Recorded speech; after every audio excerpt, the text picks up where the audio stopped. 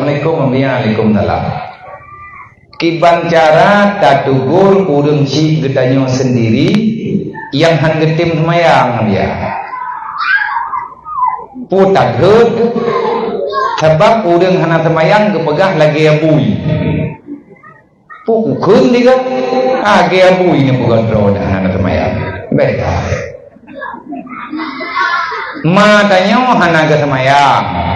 Yang tanyo hana ke semayang. Gepegah urang hana semayang sama lagi abui.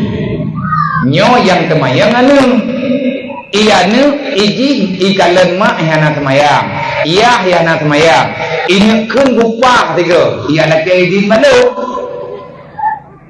Putra ini kun hai ma hai ya hana semayang. Baik gaduh nu pegah drone lagi abui. Ijut.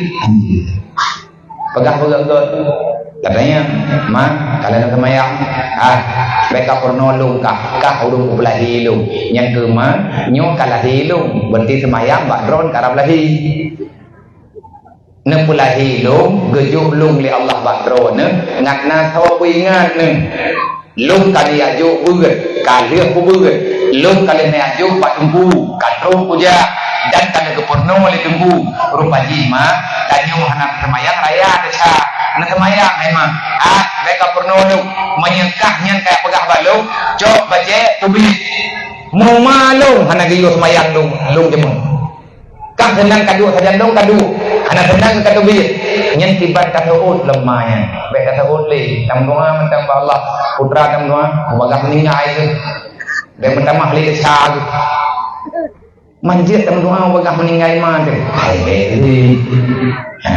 bubagah meningkai pikiran bro begentim temaya pengingat betul sabah unci kanyo yang hana temaya unci kanyo yang hana ibadat kanyo ane hana hak memberi tindakan yang tidak terhormat nah cara kepada betul-betul berarti insyaallah